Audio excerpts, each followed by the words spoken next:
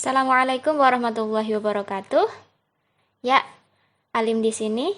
Kali ini saya akan membahas materi tentang geometri analitik, tepatnya pada subbab hiperbola. Oke, apa saja yang akan kita pelajari? Yang pertama adalah hiperbola, meliputi dari definisi dan cara menggambar hiperbola itu sendiri. Yang kedua adalah menentukan persamaan hiperbola. Dan yang ketiga adalah garis singgung hiperbola. Nah, sebelumnya kita review dulu nih. Jadi materi sebelum-sebelumnya itu, lingkaran, elips, parabola itu ternyata sama-sama keluarga dari irisan kerucut, termasuk yang akan saya bahas kali ini yaitu hiperbola. Nah, jadi tergantung bagaimana irisannya, nah ini akan mengakibatkan bentuknya itu bermacam-macam. Nah, hiperbola sendiri adalah salah satu irisan kerucut yang terbentuk akibat dari irisan bidang yang tegak lurus dengan selimut kerucutnya. Sekarang kita akan mulai ke pembahasan konsep dari hiperbola itu sendiri.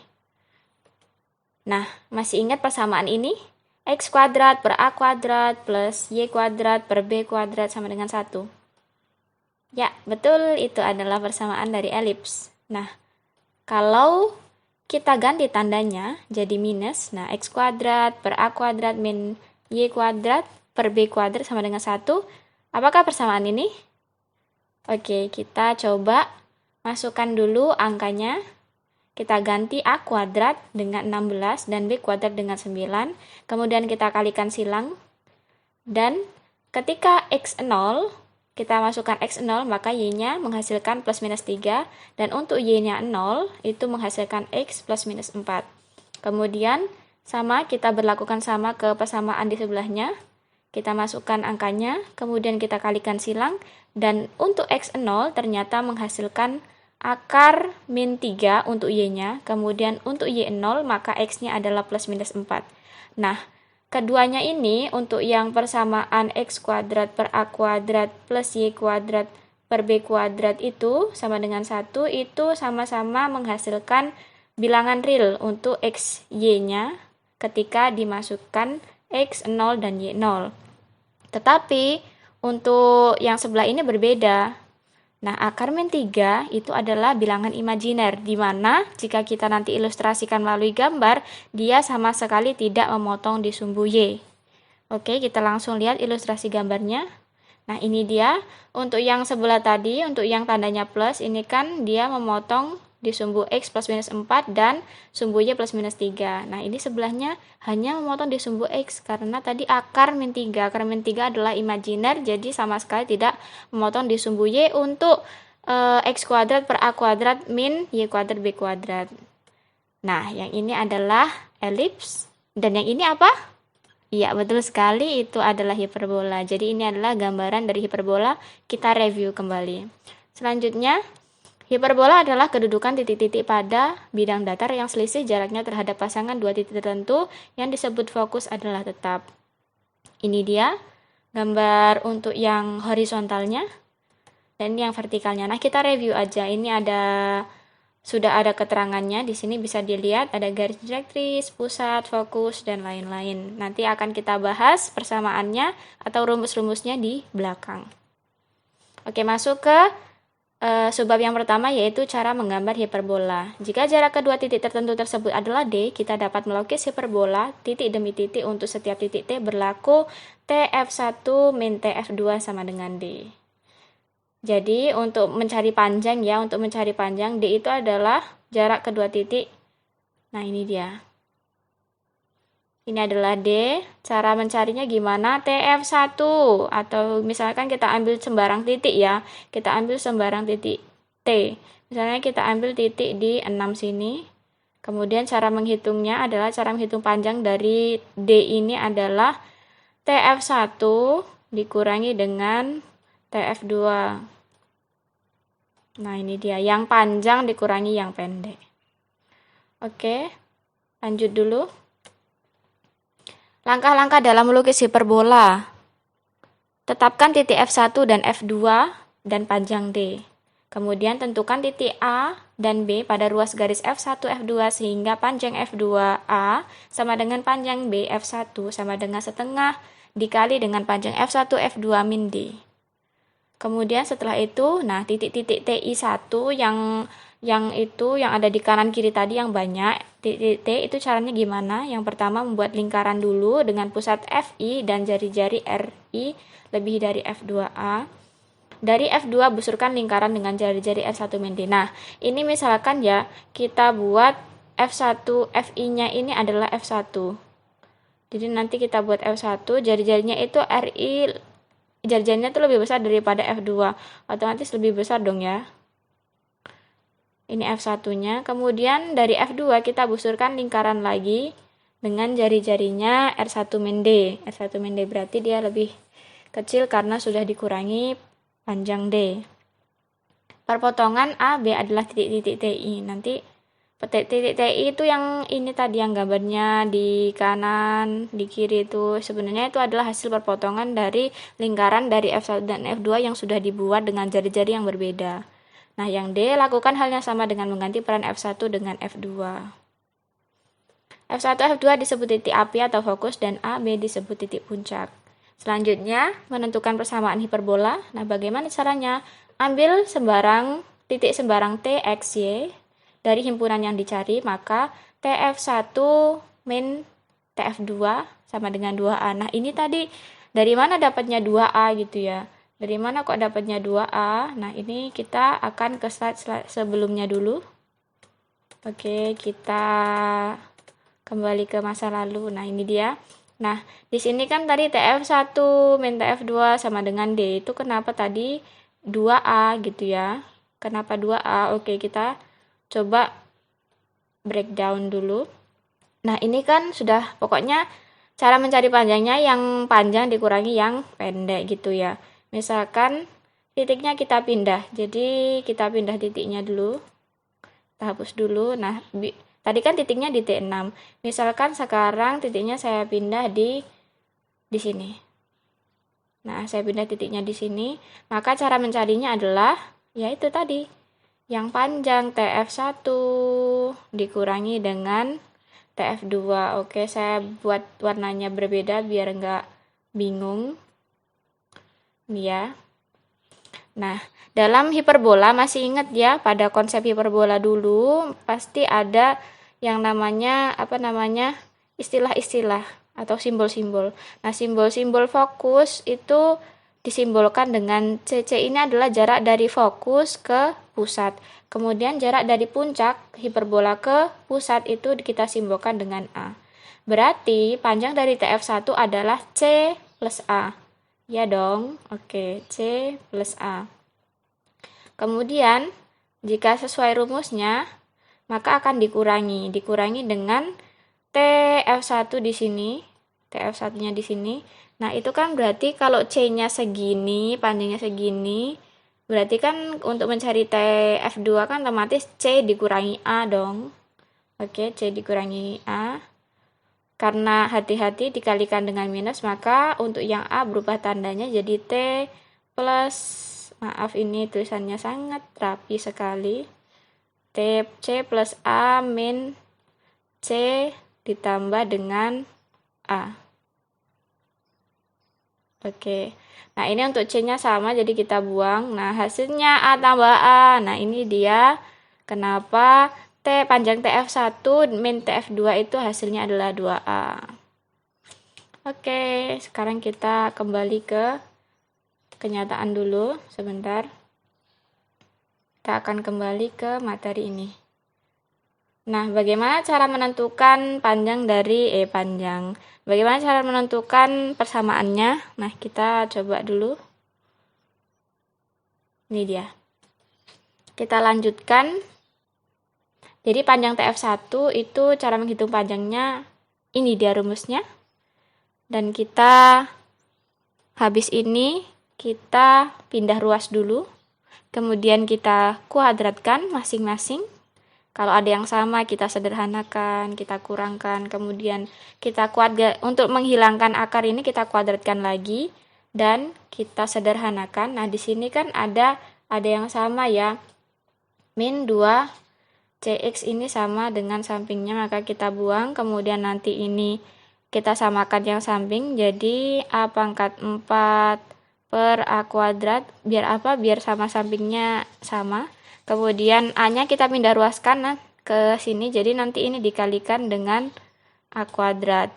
Nah, setelah kita kalikan dan kita sederhanakan, nanti akan mendapatkan hasil yang paling sederhana, yaitu seperti ini bentuknya. Nah, ini adalah rumus persamaan hiperbola untuk orientasi horizontal. Jadi ini salah satunya, yaitu horizontal, titiknya titik 0,0, pusatnya 0,0.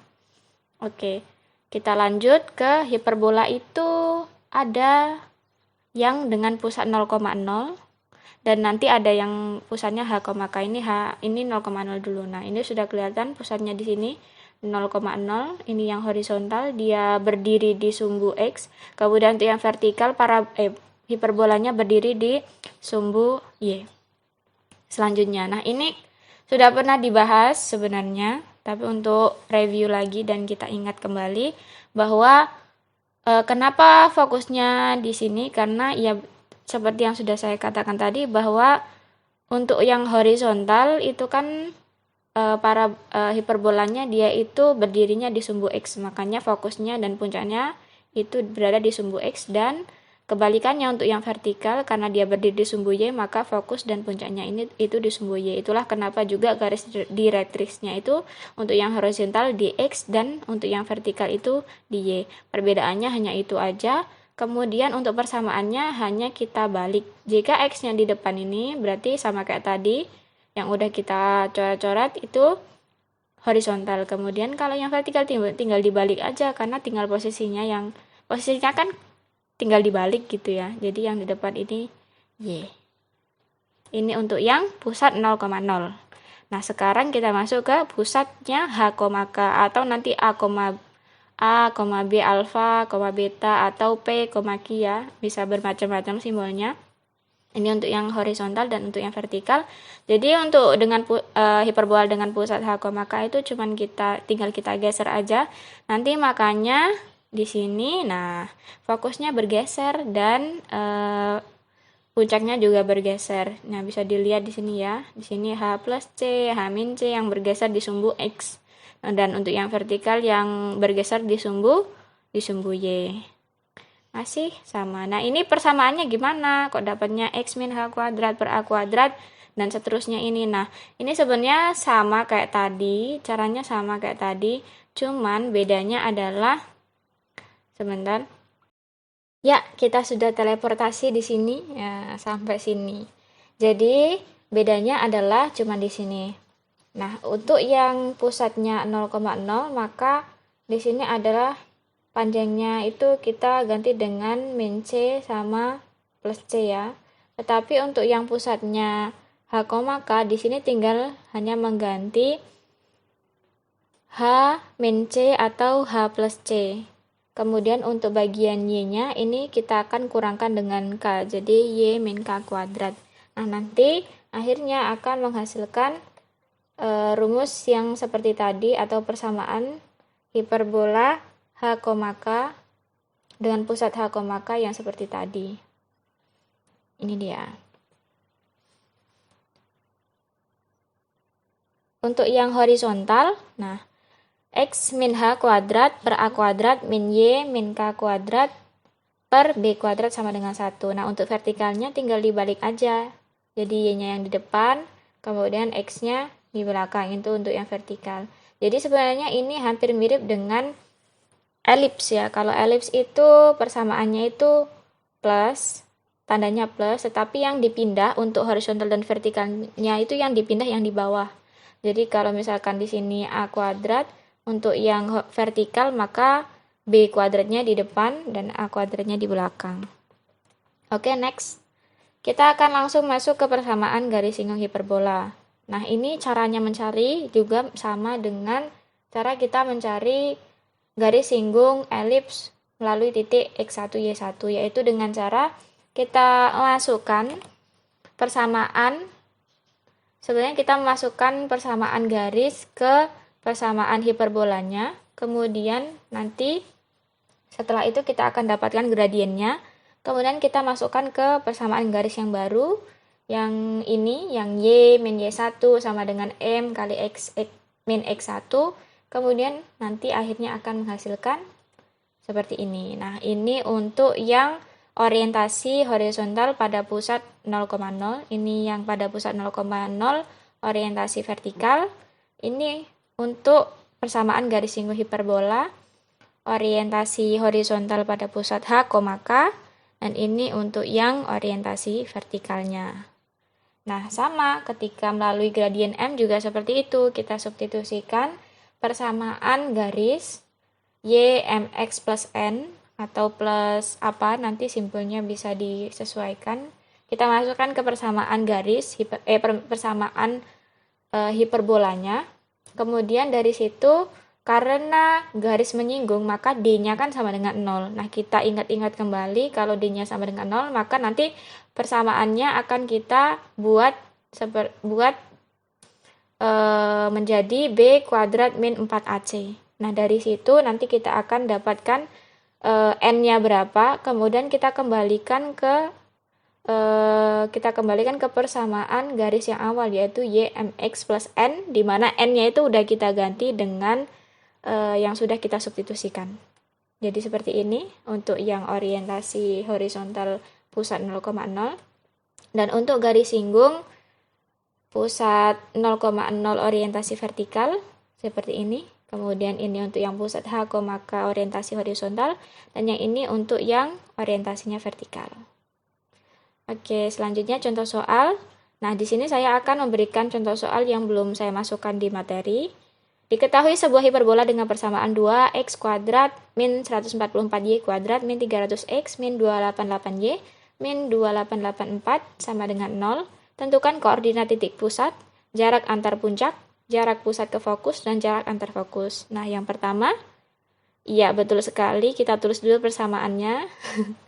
Yang kedua, kita kelompokkan, kemudian kita akan faktorkan, kita faktorkan lagi sampai sangat sederhana, kemudian kita pindahkan ruas, dan kita akhirnya akan mendapatkan persamaan seperti ini. Nah, ini kan udah mirip nih sama yang rumus-rumus tadi, rumus persamaan hiperbola yang tadi. Nah, ini kelihatan banget kalau dia pusatnya H, K nih, bukan 0,0. Nah, dari sini kita akan dapat hasil jenis hiperbolanya adalah horizontal. Dari mana kita tahu horizontal? Oke, kita balik lagi. Ini X-nya di depan, berarti dia horizontal. Kemudian koordinat pusatnya 6, min 1.